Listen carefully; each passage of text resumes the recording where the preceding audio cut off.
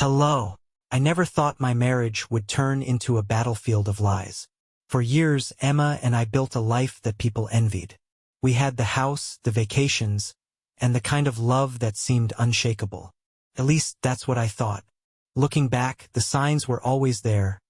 Small, insignificant things that I dismissed. Emma's sudden interest in fitness classes with Clara. Late-night phone calls filled with laughter that she claimed were girl talk. Even her perfume seemed stronger when she returned home. A lingering trace that didn't feel like it belonged to me anymore. Clara was her best friend, or so I was led to believe. She was a fiery redhead with a quick wit and an infectious smile. The kind of woman who turned heads wherever she went. I used to joke about how the two of them were inseparable, calling them partners in crime. I never realized how true that was. The first time doubt crept in, it was a Tuesday. Emma's laughter echoed through the house as she typed furiously on her phone. "Clara's so funny," she said when I asked what was so amusing. She wouldn't let me see the screen, and her face flushed in a way that didn't feel innocent. At night, I lay beside her, staring at the ceiling while she slept peacefully. Something was different. Her scent, her touch, even the way she kissed me. I couldn't explain it, but I knew. Deep down, I knew. I decided to dig. Not out of jealousy, but because I needed to protect what was mine. I started small, checking her social media and texts when she wasn't looking. Harmless curiosity, I told myself. But what I found wasn't harmless. It was a spark that would ignite an inferno. Emma wasn't cheating with another man. She was cheating with Clara. I stared at the messages, photos, confessions, and plans for secret meetings. My chest felt like it was being crushed under the weight of betrayal. This wasn't just about infidelity. It was about how far someone I loved would go to deceive me. But I didn't confront her. Not yet. I needed to see how deep the rabbit hole went. And more importantly, I needed time to plan my revenge. I became a ghost in my own home, haunting the edges of Emma's life. She didn't notice the way I lingered in doorways or pretended to be asleep when she crept out of bed to check her phone. My silence was a mask, and beneath it, a storm was brewing. The more I watched, the more brazen they became. Clara would come over for wine nights, and they'd sit too close on the couch, their laughter louder than it needed to be. When I walked into the room, they'd pull apart like startled cats, eyes darting as if I couldn't see the sparks between them. I started keeping a journal, noting every detail. Dates, times, the way Emma's voice softened when she talked to Clara. The way she brushed her hair off her shoulder when Clara was around. I wasn't just documenting their betrayal. I was building a case, gathering ammunition for the war I was about to wage. One night, I followed her. She said she was meeting Clara for dinner, but the look in her eyes told me there was more to the story. I tailed her car at a safe distance, my hands gripping the steering wheel so tightly my knuckles turned white. She didn't go to a restaurant. She went to a motel. I parked a few spots away, my heart pounding like a war drum. I watched her walk inside, her coat pulled tightly around her as if she could shield herself from her own shame. Minutes later, Clara arrived. They didn't even try to hide it. I waited, sitting in the darkness of my car, the anger boiling inside me. My phone buzzed with a message from Emma. "Running late. Love you." I stared at the words, my vision blurring with rage. She had the audacity to text me while she was in there, wrapped up in Clara's arms. When they finally emerged hours later, laughing and holding hands, I took a photo. It wasn't for leverage or proof, it was a reminder for myself. A reminder of what they had done. That night, as Emma slipped into bed beside me, smelling faintly of cheap motel sheets, I stayed awake, staring at the ceiling. My mind wasn't on the betrayal anymore. It was on the plan. This wasn't going to be a confrontation. It was going to be a reckoning. The first step was patience. I couldn't act rashly. That would make me no better than the chaos I intended to unleash. I began crafting a plan, not just to expose them, but to shatter the world they had built together. Emma didn't notice the small changes in me. I smiled more, kissed her forehead when I left for work, and even suggested she spend more time with Clara. It was nauseating, pretending to support her affair, but every time she left the house to be with Clara, I felt the fire inside me grow. I began gathering tools for my revenge. It started with the photo I'd taken at the motel, but that was just the beginning. I hacked into Emma's laptop, her phone, and even Clara's email. It was easier than I expected. They both used laughably weak passwords. What I found confirmed my suspicions. Months of secret meetups, explicit messages, and even plans to leave me eventually. The betrayal was total. They weren't just sneaking around. They were building a life together, and I was the fool financing it. But I wasn't just going to expose them. That would be too simple, too clean. No, I wanted them to feel what I felt. Every ounce of humiliation, every drop of rage. I started with Clara. She ran a small business, a yoga studio that she was very proud of. It didn't take much to find her weak spots. A few anonymous reviews mentioning unprofessional behavior, a couple of fake complaints to the health department. It was enough to shake her confidence and tarnish her reputation. Next was Emma. I wanted her to see the life she had with me slip through her fingers, piece by piece. I stopped paying the bills on time, let the house fall into slight disrepair, and pretended to be stressed about work. She noticed, of course, but I always had an excuse ready. I'm just tired, I'd say, forcing a weak smile.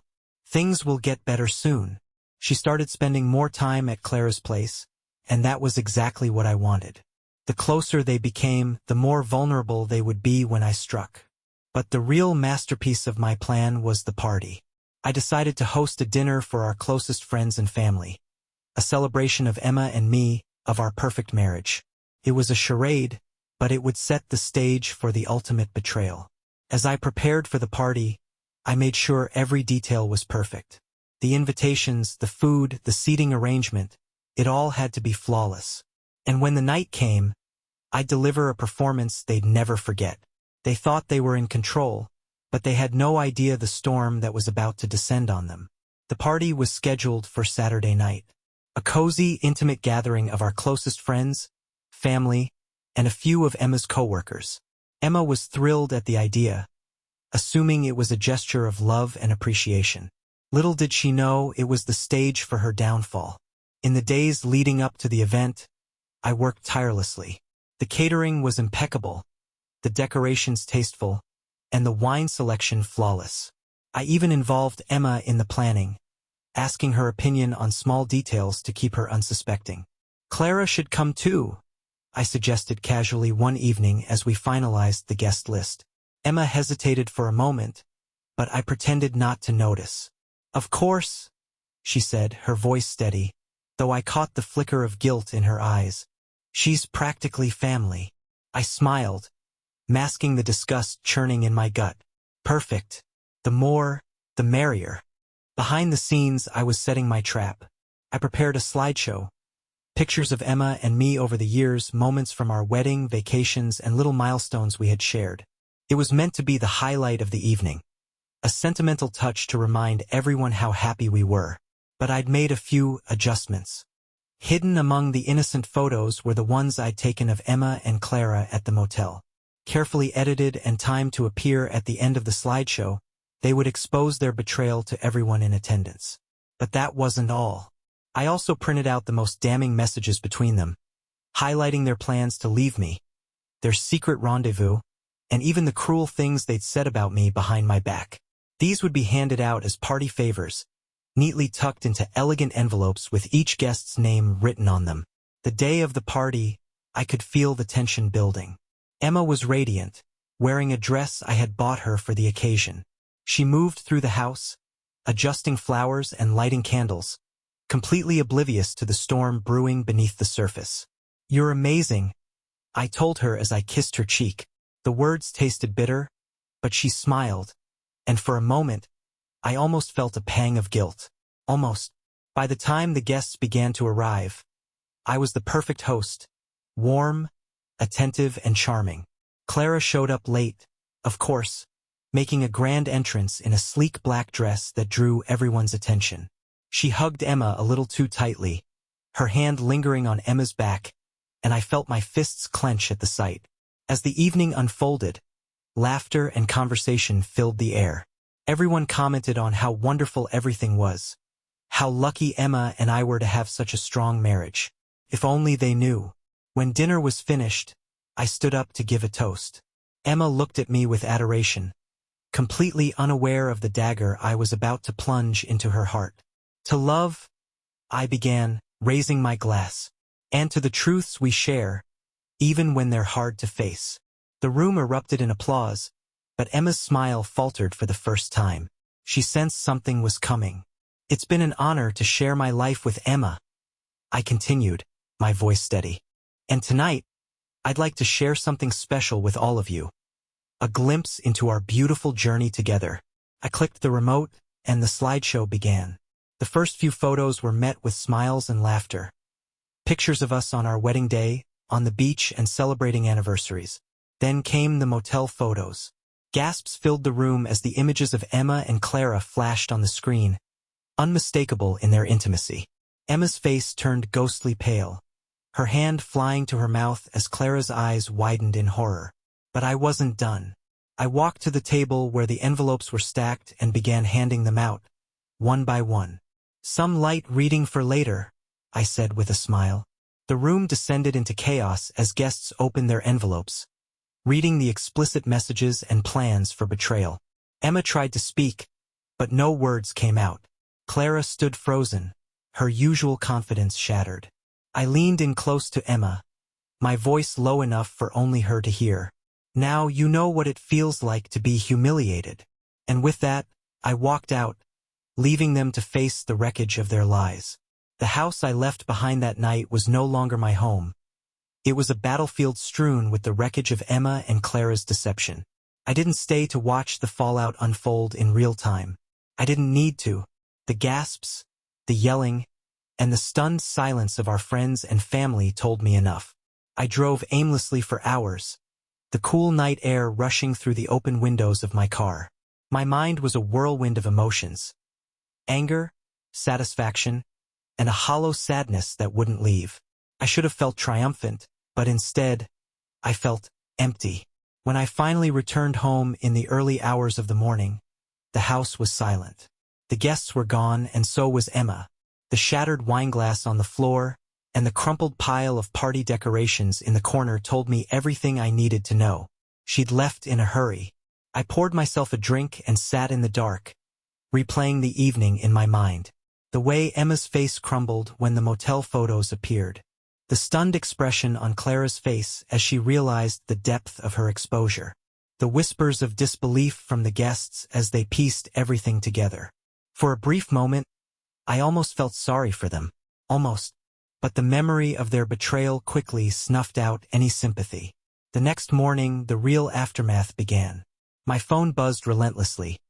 Texts and missed calls from Emma, from Clara, from mutual friends desperate for answers. I ignored them all, letting the notifications pile up like debris after a storm.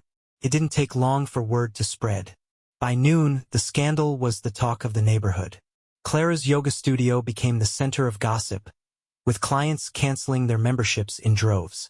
Emma's coworkers whispered behind her back, and her social media was flooded with cryptic comments and passive-aggressive messages from friends who had been at the party. I went about my day as if nothing had happened, showing up to work and smiling at my colleagues, like I hadn't just detonated a bomb in my personal life. But every time my phone buzzed, a grim satisfaction welled up inside me. That evening, Emma finally came home. Her face was drawn and pale, her eyes red from crying. She stood in the doorway, clutching her purse like it was a lifeline. "David," she began, her voice trembling. "Can we talk?"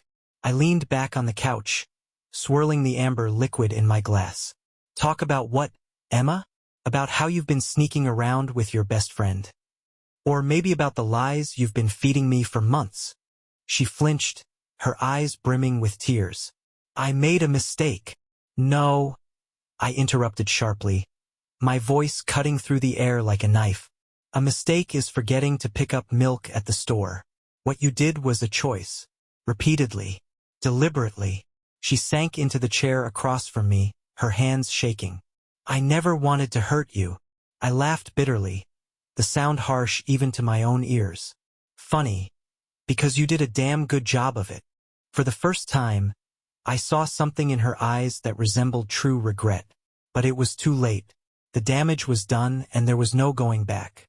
"I'll pack my things," she whispered, her voice barely audible. I didn't stop her. I didn't even look at her as she walked past me, up the stairs to the bedroom we used to share. Instead, I stared out the window, watching the sun sink below the horizon, wondering if I'd ever feel whole again. As the door clicked shut behind her an hour later, I felt a strange mix of relief and sorrow. I had won the battle, but the war had left scars I wasn't sure would ever heal. But one thing was certain. They had underestimated me, and they had paid the price. The silence in the house was suffocating after Emma left.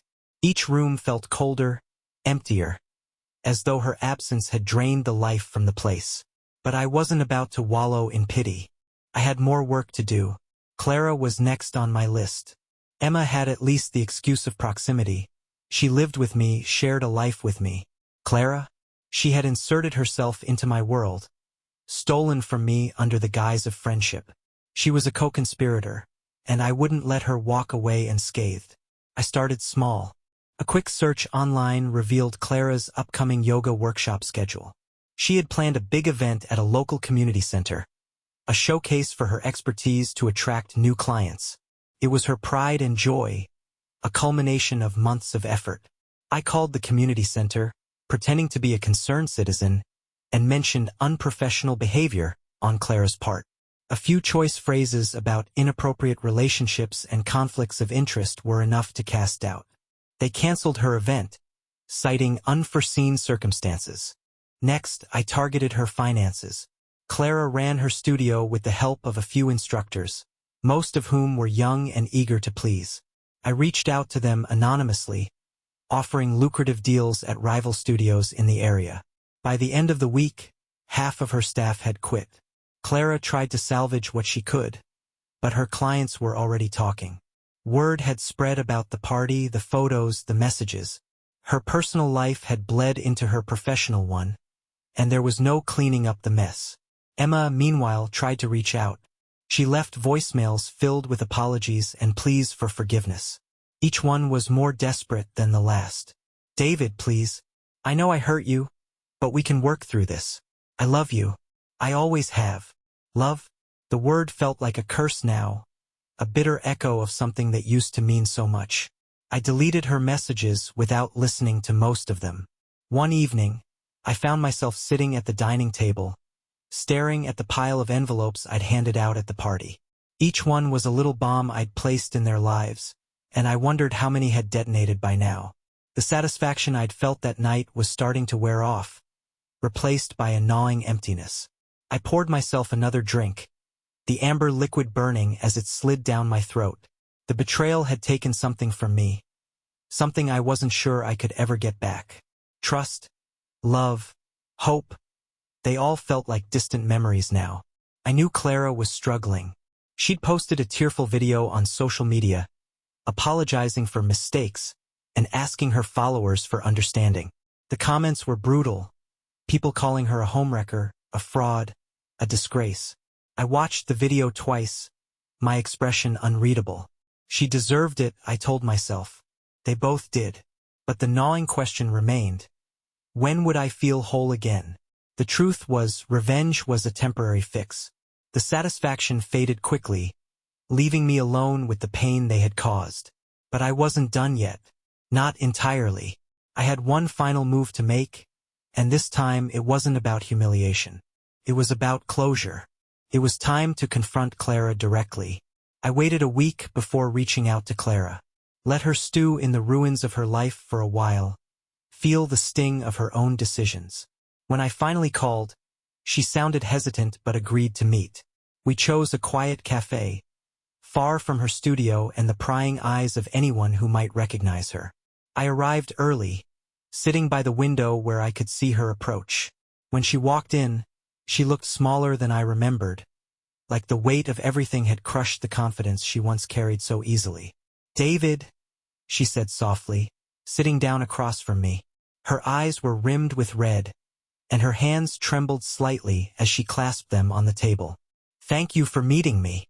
I didn't respond immediately, letting the silence stretch between us. She shifted uncomfortably under my gaze, the guilt practically radiating off her.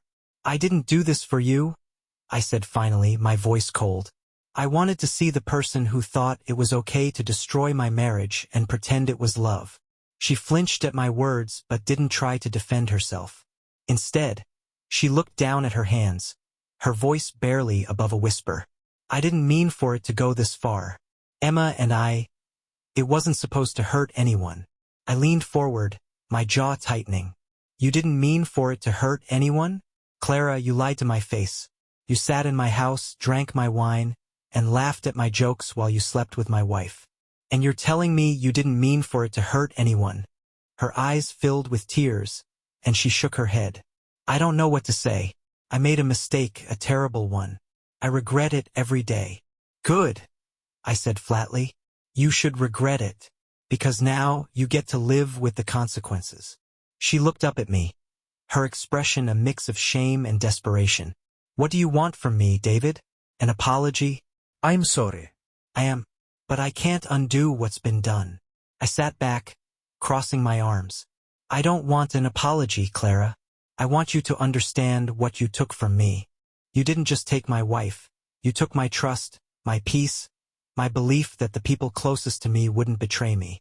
Her tears spilled over, and she wiped at them furiously. I know I deserve everything that's happened. But I loved her, David. I really did." Her words were like a knife twisting in my chest. "Love." The word felt cheap coming from her. "You don't get to call it love," I said, my voice low and sharp. "Love doesn't destroy. It doesn't lie and cheat and humiliate. Whatever you had with Emma wasn't love. It was selfishness, plain and simple." She didn't argue. She just sat there, crying silently, her guilt laid bare for the first time. For a moment, I felt a flicker of pity for her. But it was fleeting, snuffed out by the memory of everything she and Emma had done. "I don't want to see you again," I said, standing up and tossing some cash on the table. "Stay out of my life, and maybe, just maybe, you'll find a way to fix what's left of yours." As I walked out of the cafe, I felt a strange sense of relief. For the first time since discovering the affair, I felt like I'd taken back some of the power they had stolen from me. But I wasn't done yet. There was still one more confrontation to be had. One more person who needed to face the consequences of her actions. Emma had been lying low since the night of the party. She stayed with a friend, or so I assumed.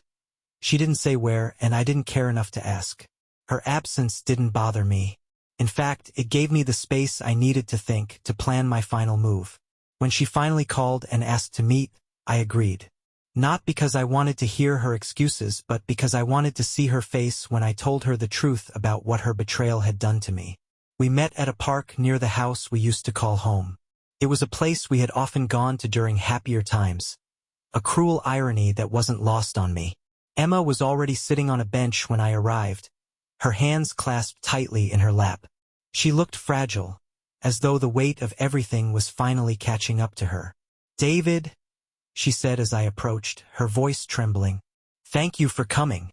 I sat down beside her but kept my distance. The air between us was heavy with unspoken words, accusations, and regrets.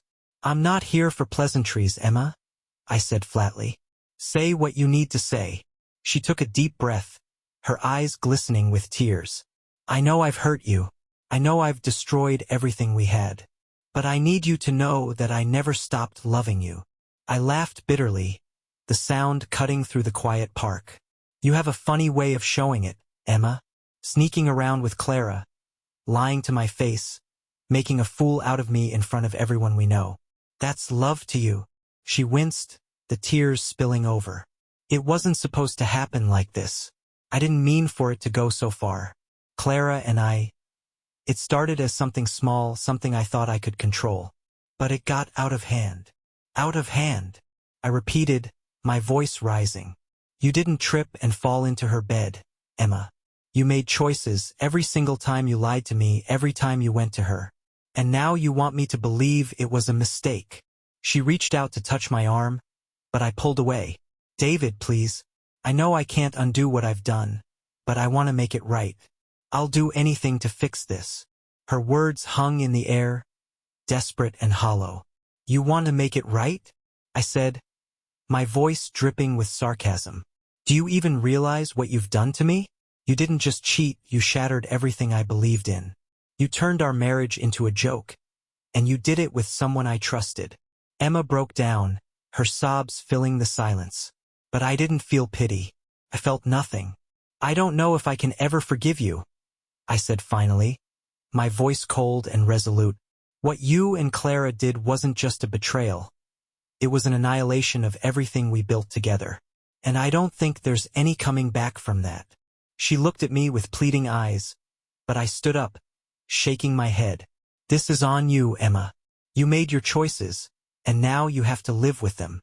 As I walked away, her sobs echoed behind me. For the first time in weeks, I felt a sense of closure, as though a weight had been lifted from my chest. I wasn't sure what the future held, but one thing was clear. I was done being a victim. Emma and Clara's betrayal had broken me, but I was determined to rebuild, and I would do it on my own terms. The days following my confrontation with Emma were strangely quiet. The kind of quiet that's almost eerie, like the calm after a violent storm. I had finally said everything I needed to say to her, and in doing so I felt a sense of finality. But closure didn't mean peace, not yet. The house felt empty without Emma. Every corner reminded me of her.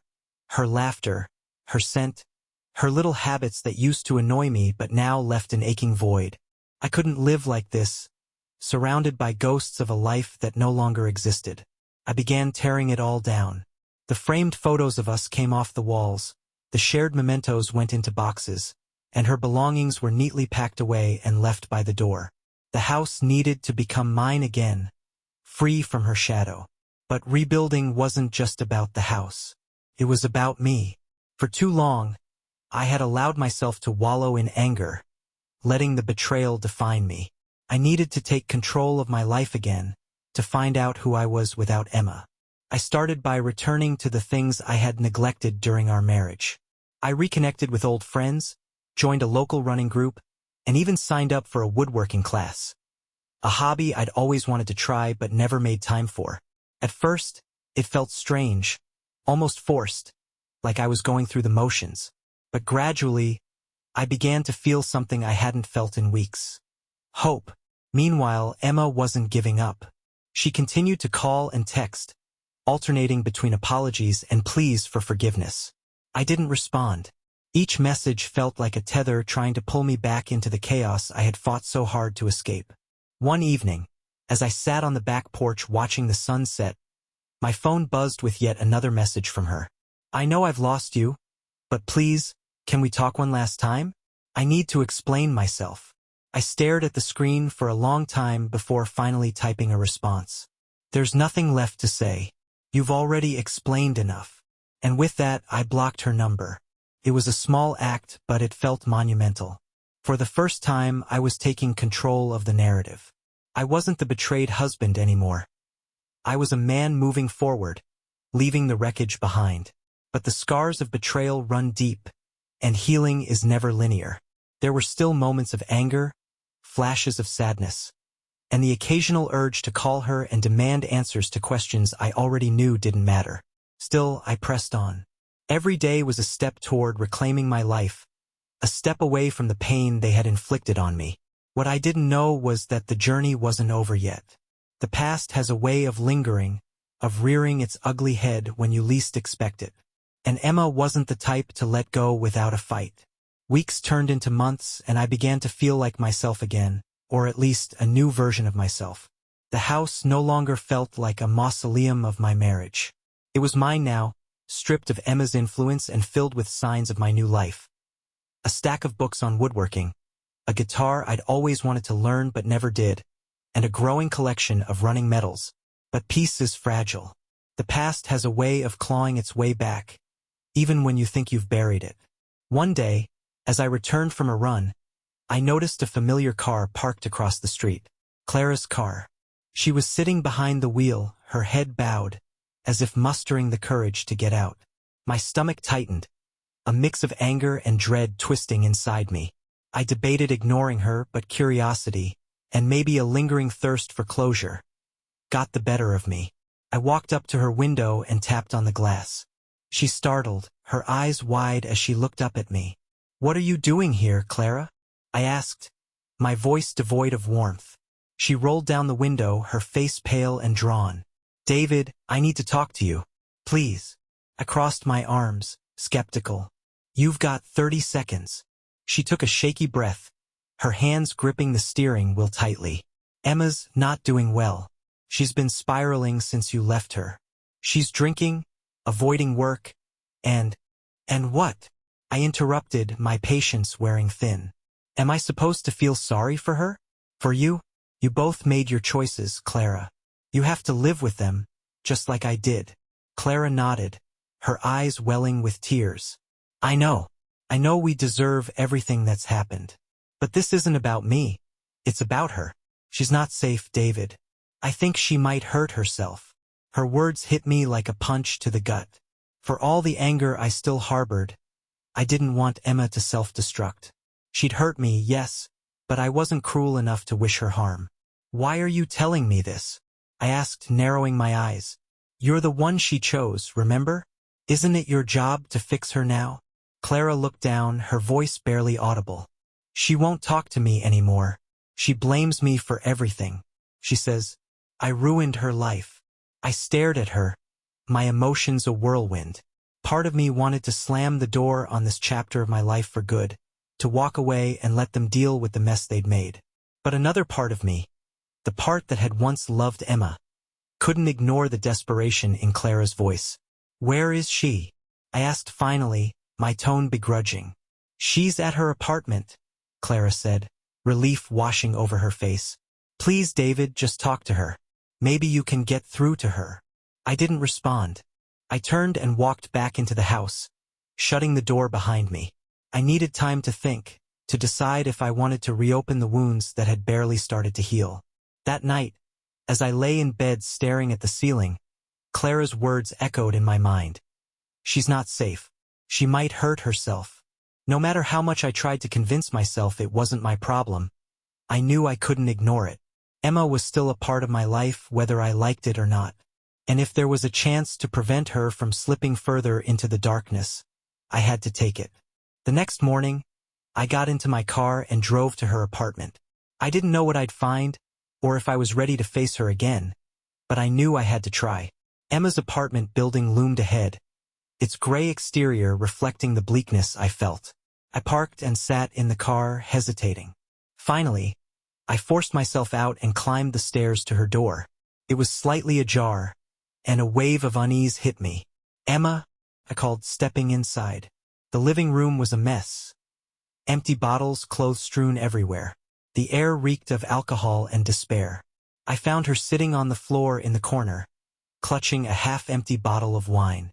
Her eyes were swollen, her hair disheveled. "David," she slurred, looking up at me. "Why are you here?" I crouched down, keeping my voice calm. "Clara's worried about you. So am I." Her laughter was hollow. "Clara, she's the reason I'm like this." I stayed silent, letting her words sink in. Emma was a shadow of the woman I once knew, and I wasn't sure how to reach her anymore. Emma's laughter faded, replaced by tears. She clutched the wine bottle like it was her lifeline. "I ruined everything," she whispered. "You. My life." I stayed standing, my emotions guarded. "You made choices, Emma. Now you're facing the consequences." She looked up at me, her eyes desperate. "Do you hate me that much? Enough to just watch me fall apart?" Her words stung, but I forced myself to stay composed. "I don't hate you, Emma, but I can't save you from yourself." She broke down completely, sobbing into her hands. For the first time, I saw her guilt laid bare. And for the first time, I wondered if it was enough to let me finally walk away. Emma's sobs echoed in the empty apartment, and for a moment, I just stood there, unsure of what to do. "Do you want help?" I asked finally, my voice firm. She looked up at me, her face streaked with tears. "I don't know how to fix this, David. I don't know how to fix myself." I crouched down to her level, meeting her gaze. You start by taking responsibility. Not just for what you did to me, but for what you've done to yourself. She nodded slowly, the weight of my words settling in. For the first time, there was a flicker of something in her eyes. Hope, maybe, or at least a willingness to try. I'll call someone, I said. A therapist. But you have to do the work. Emma reached for my hand, and I pulled back instinctively. This doesn't mean forgiveness, I said. It means giving you a chance to fix what's left. She nodded again, her voice barely audible. Thank you. It wasn't much, but it was a start. And for now, that had to be enough. I left Emma's apartment after ensuring she agreed to see a therapist. I wasn't her savior, but I couldn't let her self-destruct. The ride home felt heavy. I had done what I could, but I knew this wasn't my battle to fight anymore. Emma's healing was her responsibility now, not mine. That evening, I blocked her number. Helping her didn't mean reopening the door to my life. Boundaries were necessary, and I had to protect the fragile peace I was building.